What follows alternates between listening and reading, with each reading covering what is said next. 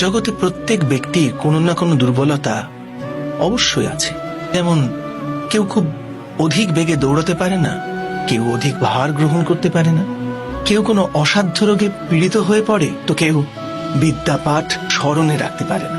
এরকম অনেক উদাহরণ আরো আছে। আপনি কি এমন কোনো ব্যক্তিকে জানেন যার সমস্ত প্রাপ্তি ঘটেছে, কিন্তু আমরা জীবনের একটি দুর্বলতাকে জীবনের কেন্দ্র বানিয়ে ফেলি, যে কারণবশত হৃদয়ে দুঃখ আর অসন্তোষ ঘিরে থাকে সদা।